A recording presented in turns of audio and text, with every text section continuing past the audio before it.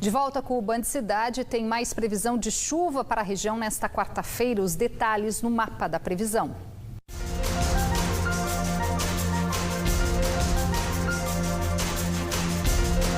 Na Serra da Mantiqueira, o sol predomina pela manhã e a previsão de chuva com trovoadas à tarde. Máxima de 25 graus em Monteiro Lobato. No Vale do Paraíba, o sol também aparece entre nuvens nesta quarta-feira, mas pode chover durante o dia. Máxima de 30 graus em Paraibuna, Silveiras e 29 graus em Lagoinha. No litoral norte também tem predomínio de sol com possibilidade de chuva no decorrer desta quarta-feira. Máxima de 31 graus em Ilhabela e 34 em Ubatuba. Em São José dos Campos, a máxima hoje chegou aos 31 graus. Amanhã a previsão é de muitas nuvens e curtos períodos de sol, também com previsão de chuva. As temperaturas variam entre 20 e 27 graus. Mesma previsão para Cruzeiro, onde as temperaturas variam entre 19 e 28 graus. De volta ao litoral, a quarta-feira tem previsão de tempo encoberto em São Sebastião e possibilidade de chuva. As temperaturas variam entre 23 e 32 graus nesta quarta-feira. E as chuvas dos últimos meses não foram suficientes para manter o nível das represas dentro do ideal. De acordo com a ANA, Agência Nacional de Águas, só em Paraibuna o volume está próximo da última crise hídrica registrada no estado de São Paulo. E a falta de água já reflete também na economia. Veja na reportagem de Caroline Rossazzi e Davi Ferreira. As faixas de terra estão cada vez maiores. Nos últimos meses, o nível da represa de Paraibuna baixou tanto que galhos já começam a aparecer no meio da água. Os 4 reservatórios que fazem parte da bacia do Rio Paraíba do Sul estão com volume de armazenamento semelhante ao início da última crise hídrica. Em Paraibuna, o nível atual, de 30,72%, é ainda mais baixo que em dezembro de 2013, quando estava em 42%. O principal fator que fez com que as represas ficassem com volume baixo foi a falta de chuva no mês de novembro. Para elevar o nível do reservatório de Paraibuna, por exemplo, é preciso chover em outros lugares e não aqui no município.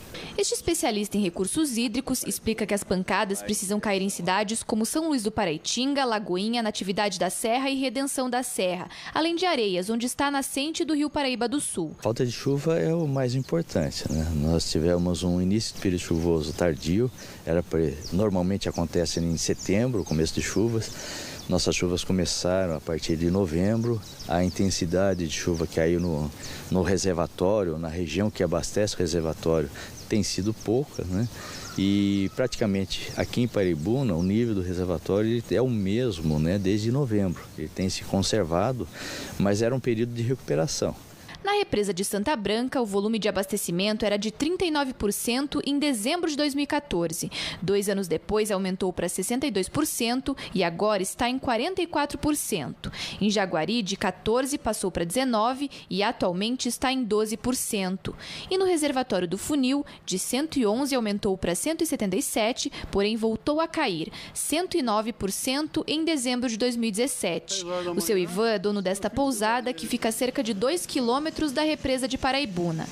O local realiza caminhadas com os hóspedes até o reservatório, que é praticamente um ponto turístico do município. Com a seca dando as caras, ele teme por prejuízo, assim como já aconteceu com outras pessoas que trabalham no mesmo ramo. A represa muito baixa, começa a aparecer as árvores, os galhos, principalmente para quem vem fazer a pesca esportiva, andar de jet ski, de lancha. Tem que tomar um cuidado porque pode ter um acidente. Além do visual da represa, que vai perdendo o seu brilho, vai ficando triste, porque vai ficando aquelas marcas nos barrancos e tal, que não é nada agradável. Tem algumas pousadas que fecharam, que realmente dependia da água da represa, né? Uma no Cedro, outra aqui no município de Redenção, que hoje praticamente não tem mais água. A água afastou muito das margens. E essas pessoas estão sofrendo com isso. A tendência é que o verão seja chuvoso no Vale do Paraíba, principalmente na primeira quinzena de janeiro e no fim de fevereiro. Mas o especialista explica que outros fatores poderiam amenizar a situação.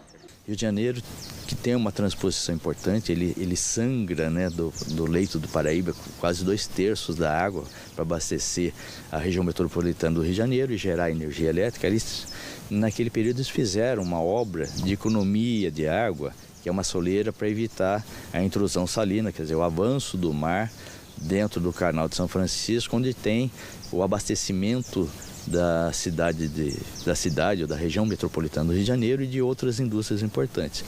Essa soleira, no começo do ano passado, ela foi removida por conta de um cenário novo de recuperação hídrica.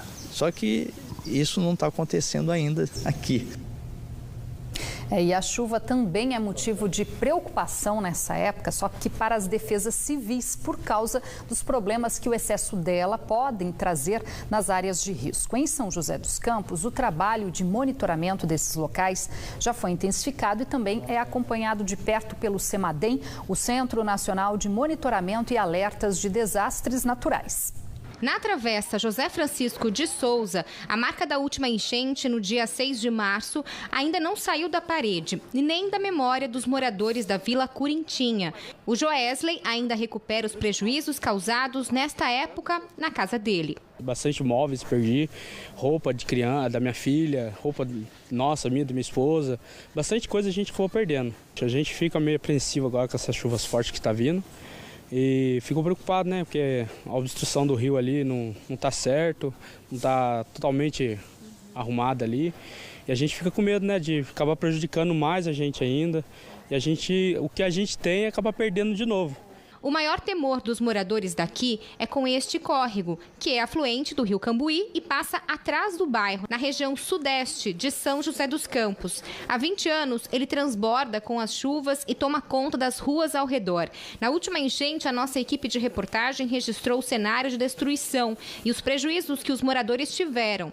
9 meses depois, e a preocupação continua. A população diz que a prefeitura retirou esta montanha de detritos do córrego, mas a sujeira continua por perto. A água está baixa, só que ainda há lixo e mato em volta do córrego. A região da Vila Corintinha está entre os 54 pontos monitorados pelo CEMADEM. Ela faz parte de 19 áreas de inundação e alagamentos registrados na cidade.